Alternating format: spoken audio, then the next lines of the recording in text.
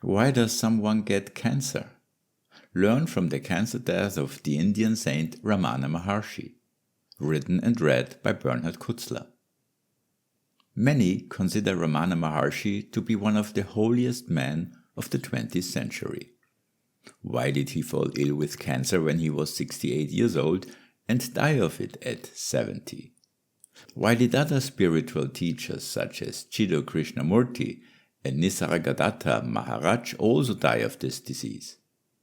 In the following, I analyze Ramana's life and death and find a perspective that sheds new light on cancer and its mental cause. Ramana was born in South India in 1879. When he was 16 years old, he experienced enlightenment. He went to the holy mountain Arunachala to meditate there for months. He was so deeply immersed in meditation that he did not notice how he was being eaten by vermin and festering ulcers were forming.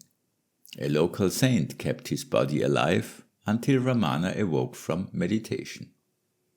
Ramana spent the rest of his life on Arunachala. In 1948, they found cancer on his arm. 4 operations were unsuccessful. The doctors recommended an amputation, but Ramana refused. He died on April 14, 1950, aged 70. Why did he fall ill with cancer? He was enlightened, lived in the middle of nature, and led a life without stress.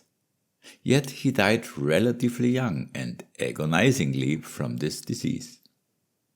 As a scientist, I'm looking for a perspective that provides an answer.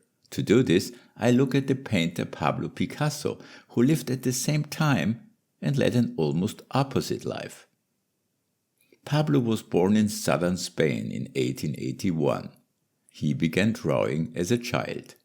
At 16, he was sent to Spain's leading art school in Madrid.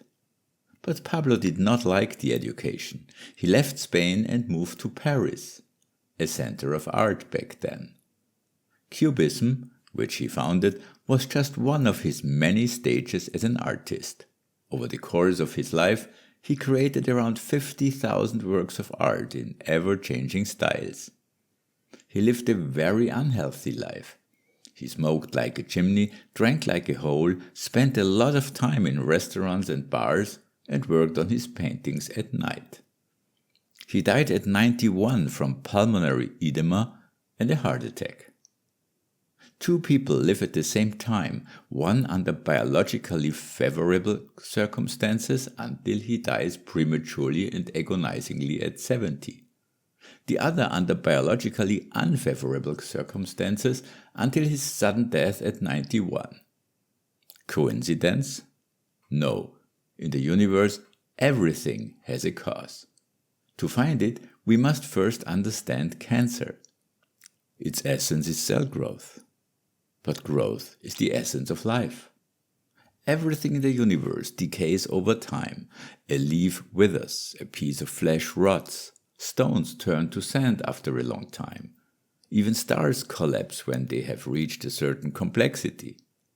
But there is also something that resists decay. Life.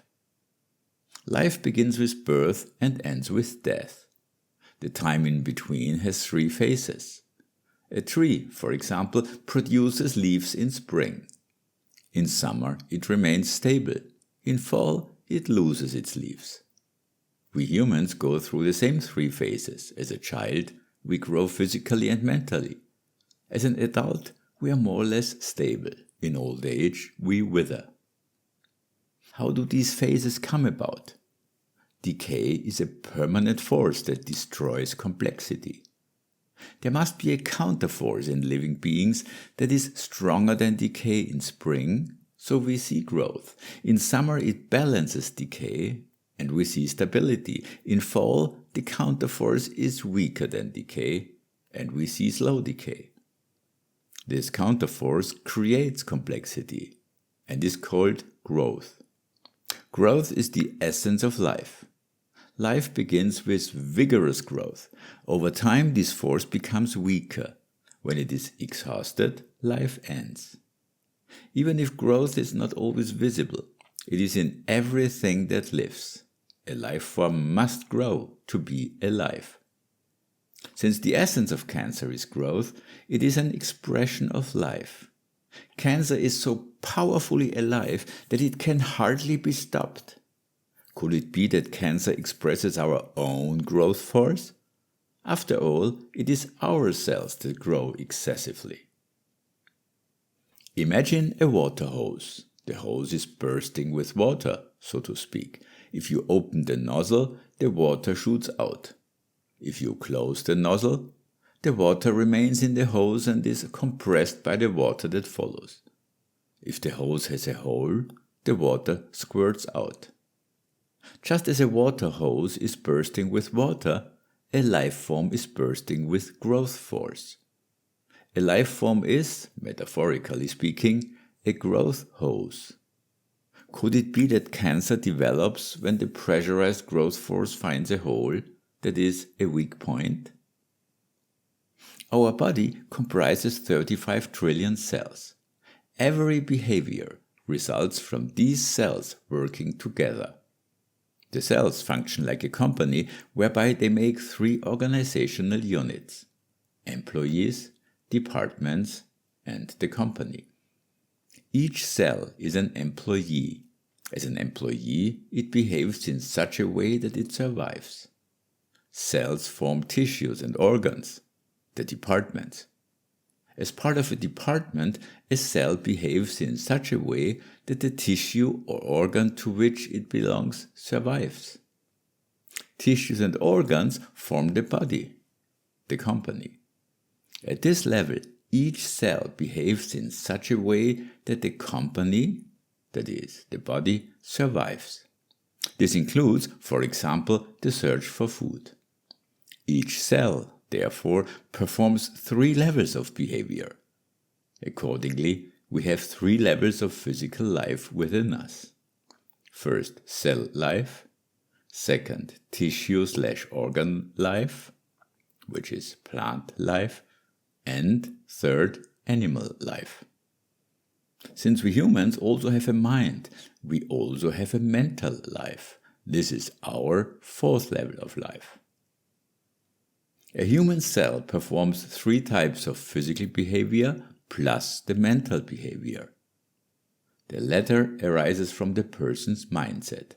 I explain this 4th level of behavior in my articles Why and How You Have Much More Influence on Your Body Than You Think, and How Your Thoughts Affect Matter. Every life form is bursting with growth force. The purpose of a life form is to express this force so that it fulfills its tasks as part of the whole.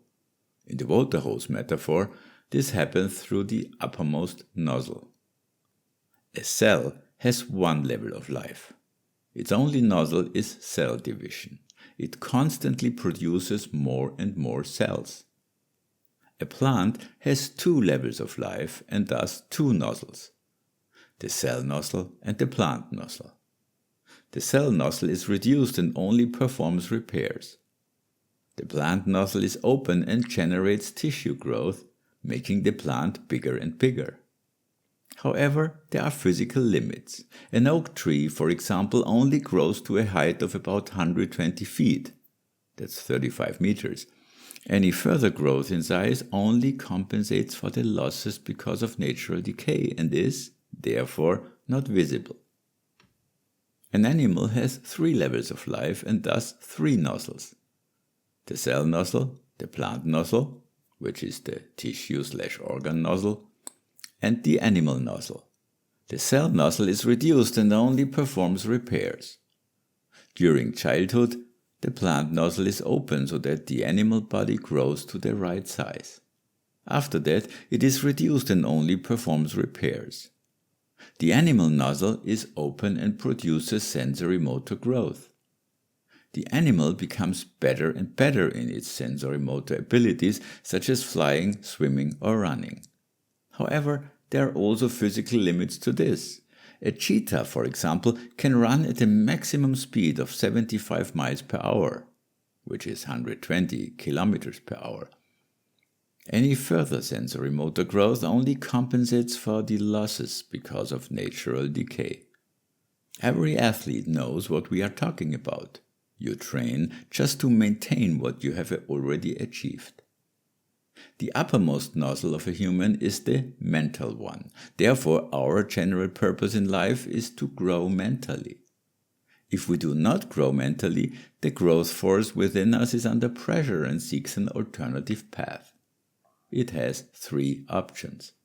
First, it can break out through our animal nozzle. This would be excessive sensory motor activity, such as excessive sport or excessive sexuality, or hyperactivity. Second, it can erupt through our plant nozzle, that is, at the level of tissues and organs. That would be excessive tissue growth, such as obesity. Third, it can break out through our cellular nozzle. That would be excessive cell growth, that is, cancer. Which path the growth force takes depends on our lifestyle and the condition of our body. If it takes the cellular level, cancer will develop in weakened tissues or organs, that is, where the holes are in the hose, metaphorically speaking. This perspective fits perfectly with Ramana Maharshi and Pablo Picasso. Picasso's human nozzle was wide open throughout his life. He enjoyed life and never stopped growing mentally. His motto was, "I always do what I cannot do so that I may learn to do it." Picasso. Ramana's human nozzle was closed. He was enlightened. He was no longer growing, and he didn't care about life. Shortly before his death, he said to devotees who asked him to heal himself, "Why are you so attached to this body? Let it go." This fits in with the spiritual tradition in which he grew up. This tradition focuses on the mind and neglects the body. Examples are Indian yogis. There is one who has been holding his right arm up since 1973. The arm has long died. The yogi believes that this exercise brings him closer to God, and so he forgoes a physically productive life. However, focusing on the mind and neglecting the body is just as one-sided as focusing on the body and neglecting the mind, which is typical of modern Western cultures. One might think that Ramana did not care about physical life, but that he cared about mental/spiritual life. But there is no spiritual life without physical life. Spirit expresses itself as matter. I explain the connection between mind and body in my articles Why and How the Universe is an Illusion and How Your Thoughts Affect Matter, as well as in my book Consciousness, Its Nature, Purpose and How to Use It. Because of Ramana's mindset and ascetic lifestyle, his growth force had no substitute channel other than the cellular level. Therefore, he developed cancer. Many gurus and spiritual teachers have a similar mindset, which explains the cases of cancer among them. Perspectives and theories are neither right nor wrong. They are only more or less useful. If my perspective has any value, it also applies to non-human life forms. And cancer does indeed develop in plants and animals. It can develop in plants that cannot grow to their full size, for example because their location does not provide enough nutrients or light or is otherwise unfavorable. Cancer can also develop in animals that cannot fully develop their sensory motor abilities. For example, pets and zoo animals. I looked at the lifestyles and life stories of people with cancer, including cases in my family, and I spoke to doctors about my theory. So far, I found my perspective useful and supported.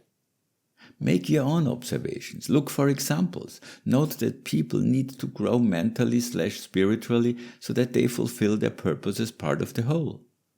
This is often different from the sort of growth the ego has chosen. See my articles How to Find Your Purpose in Life. Intuition is much more than just a sixth sense, and what do you need? Finally, 3 exercises. Exercise 1. Look at the lifestyles of people who have or had cancer. Compare their physical and mental lifestyles. How much and what kind of growth is or was in their lives? Exercise 2. Look at people who are growing mentally/spiritually. How does their health match their lifestyle? Exercise 3. Find trees with cancer. Examine the places where they grow.